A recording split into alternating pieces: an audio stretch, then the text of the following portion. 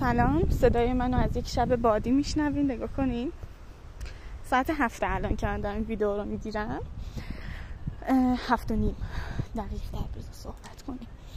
قبل از اینکه چیز کنم بیام پیاده روی امشبمو شروع کنم، داشتم کتاب میخوندم، عشق سالهای وبا.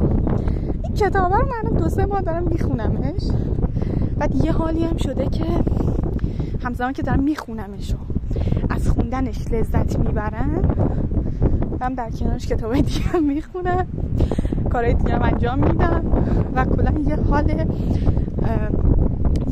خوردنی داره، انگاری که مثلا کتابی که دارم لابلای بقیه کتابا میخونمش و این حرفا.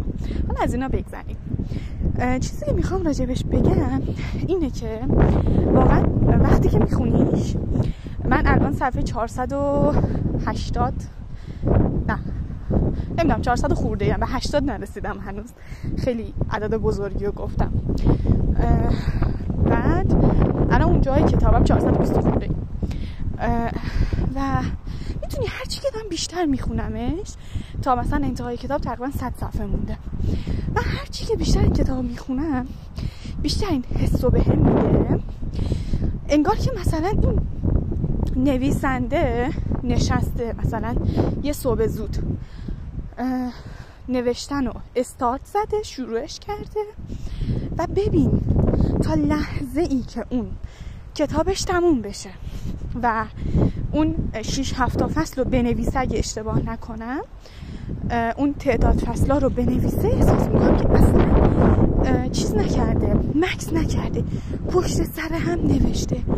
خیلی مطالب پیوستگی دارن، میدونی، یه جوری همه چیز رو بیان کرده و یه جوری همه چیز رو گفته، انگار که هیچ مکسی بینش نبوده، انگار تمام 400 صفحه‌ای که من تا الان خوندم یک جا نوشته شده، میدونی، هیچ مکسی نبوده بینش، تحت هیچ شرایطی نویسنده تصمیم نگرفته که از پشت میزش بلند شه بره و یه پارت دیگر رو شروع کنه به نوشتن، یا مثلا یه کار دیگر رو انجام بده بعد بیا شروع کنه به نوشتن.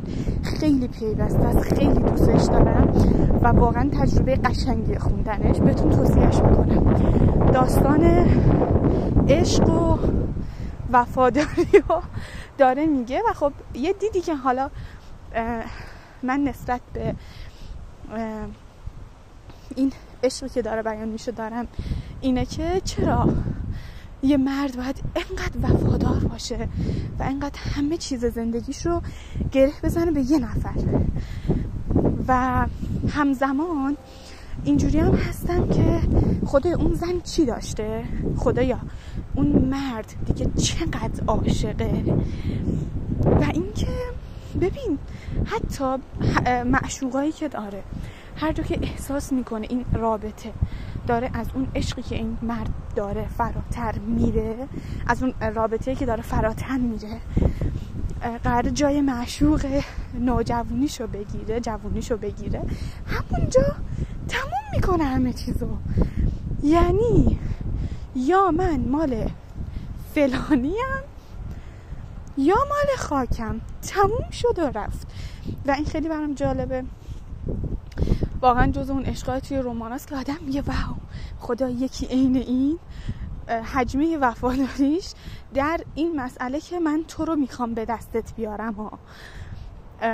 واقعا مثال زدنی و دوست داشتنیه، ازش خوشم میاد، از این پارتش، از این بخشش، از این قسمت این رمانه. و آره دیگه، خلاصه ببین بخونینش، خیلی خوبه، خیلی خیلی خوبه، من خیلی دوستش دارم.